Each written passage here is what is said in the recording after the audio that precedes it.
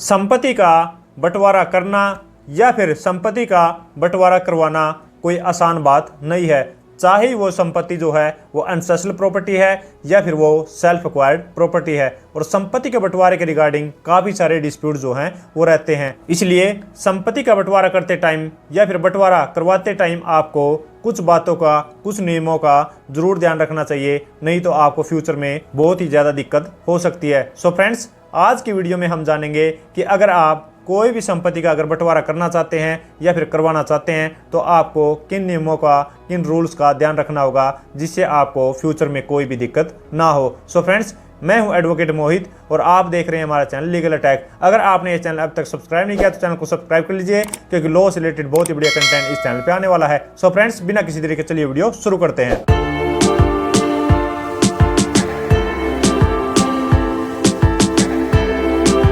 So friends, अगर आप किसी भी संपत्ति का बंटवारा करना चाहते हैं तो आपको जो है सबसे पहले ये ध्यान रखना होगा कि वो जो संपत्ति है वो एक जॉइंट संपत्ति होनी चाहिए या फिर वो जो संपत्ति है वो एक एंसेस्ट्रल प्रॉपर्टी होनी चाहिए। तो ये जो आपको कोर्ट में भी प्रूव करना होता है कि ये जो संपत्ति जिसका मैं बंटवारा करवाना चाहता हूँ वो एक जॉइंट संपत्ति है, और इसको आपको एक रिलायबल डॉक्यूमेंट्स के थ्रू कोर्ट में प्रूव करना होता है, तभी आपके संपत्ति के बंटवारे के रिगार्डिंग जो केस है वो आगे फर्दर प्रोसीड किया जाएगा। और संपत्ति के बंटवारे के रिगार्डिंग दूसरा नियम, दूसरा रूल ये है कि आपको जो है वो अपना हिस्सा डिस्क्राइब करना होता है। जब भी आप किसी भी संपत्ति के बंटवारे के रिगार्डिंग कोई भी केस डालते हैं तो केस के साथ जो है वो आपको एक तालिका जो है वो लगानी चाहिए कि किस तरीके से आपका इस संपत्ति में हिस्सा बनता है, आपका इस संपत्ति में शेयर बनता है। तो आपको वो इस हिसाब से बताना होता है कि ये जो संपत्ति है वो ओरिजिनली किसकी है और उसके बाद जो है वो किसको आई है और उसके बाद किसका हिस्सा बनता है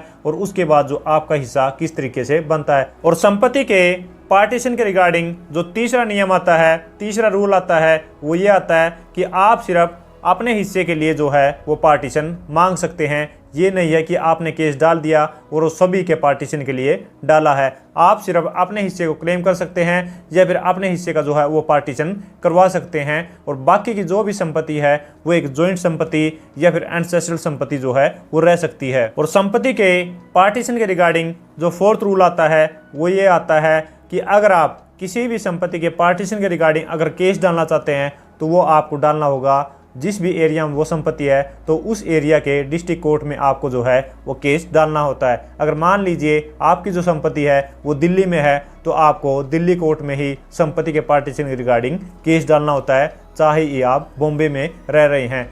और इसके साथ साथ मैं आपको ये भी क्लियर कर दूं कि अगर 4-5 जगह प्रॉपर्टी है तो आप किसी भी जगह केस डाल सकते हैं जहां पर कोई भी एक प्रॉपर्टी जो है वो सिचुएटेड है। अगर मान लीजिए एक प्रॉपर्टी है चंडीगढ़ में, एक प्रॉपर्टी है दिल्ली में और एक प्रॉपर्टी है मुंबई में, तो आप यहां पर मुंबई में भी केस डाल सकते हैं या फिर दिल्ली में भी डाल सकते हैं या फिर चंडीगढ़ में भी डाल सकते हैं। और तीनों प्रॉपर्टी का जो एक ही केस में आप पार्टीशन जो है वो भी मांग सकते हैं। और संपत्ति के पार्टीशन के रिगार्डिंग फिफ्थ रूल जो है वो ये है, जब भी आप केस को फाइल करेंगे तो आपको कोई भी ओरिजिनल डॉक्यूमेंट्स की रिक्वायरमेंट नहीं है। आप फोटोकॉपी के साथ भी केस को फाइल कर सकते हैं, क्योंकि हो सकता है कि ओरिजिनल फाइल जो है या फिर ओरिजिनल डॉक्यूमेंट्स जो हैं वो किसी दूसरे शेयर होल्डर के पास हो या फिर किसी दूसरे दावेदार के पास हो, तो आप फोटोकॉपीज़ के साथ भी उस केस को डाल सकते हैं। इसमें आपको कोई भी ओरिजिनल डॉक्यूमेंट्स की रिक्वायरमेंट नहीं है। और अगर आपके पास फोटोकॉपीज़ भी नहीं है तो आप रजिस्ट्रार ऑफिस से उसकी फ़ोटोकॉपी निकाल सकते हैं और उनके साथ अपने शेयर के पार्टीशन के रिगार्डिंग उस केस को डाल सकते हैं। और संपत्ति के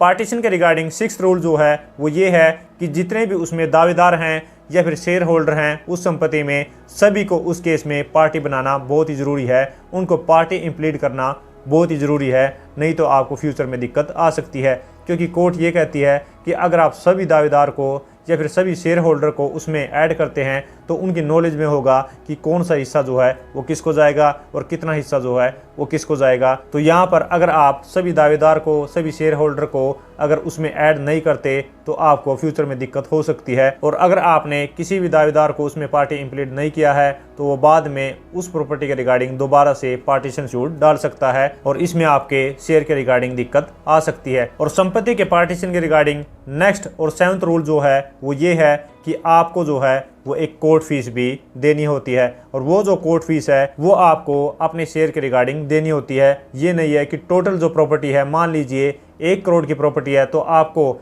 1 करोड़ की प्रॉपर्टी पर जो है वो कोर्ट फीस देने की कोई भी ज़रूरत नहीं है। आपको सिर्फ जितना भी आपका शेयर बनता है, मान लीजिए आपका 1/4 शेयर बनता है, तो आपको 25% जो है वो कोर्ट फीस लगाने की ज़रूरत होती है। तो उस हिसाब से जो है वो आपके शेयर का पार्टीशन किया जा सकता है। और संपत्ति के पार्टीशन के रिगार्डिंग लास्ट रूल ये आता है कि संपत्ति का पार्टीशन जो है वो काफ़ी तरीके से किया जा सकता है। कि अगर मान लीजिए कोई भी एक संपत्ति है जो कि 4 फ्लोर तक बनी है और उसके 4 दावेदार हैं, तो उस संपत्ति को जो है वो हर फ्लोर के हिसाब से हर दावेदार को दिया जा सकता है। कि अगर कोई भी संपत्ति जो है जिसका बंटवारा किया जा सकता है, तो कोर्ट जो है उस संपत्ति का बंटवारा कर सकती है कि एक पर्सन जो है वो ग्राउंड फ्लोर पर रहेगा और दूसरा पर्सन जो है वो फर्स्ट फ्लोर पर, या फिर तीसरा पर्सन जो है वो सेकंड फ्लोर पर, या फोर्थ पर्सन जो है वो फोर्थ फ्लोर पर रह सकता है। तो यहाँ पर समझने वाली बात यह है कि अगर किसी भी संपत्ति का फ्लोर वाइज या फिर एरिया वाइज अगर डिवीजन हो सकता है, तो कोर्ट उसको फ्लोर वाइज या फिर एरिया वाइज डिवाइड करके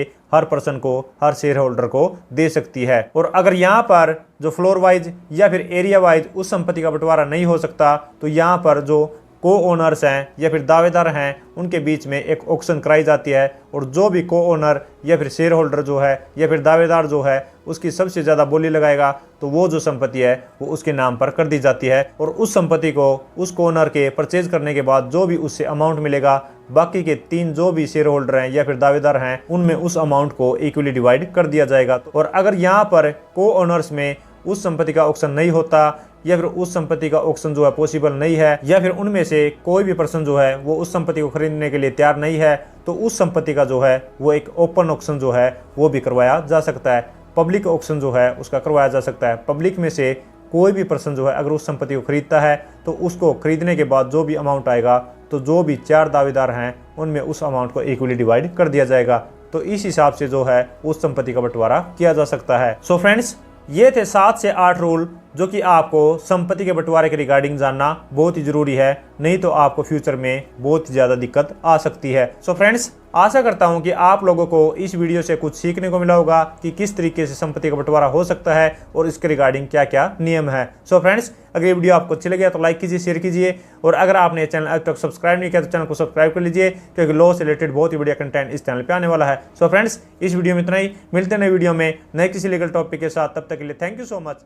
बाय बाय।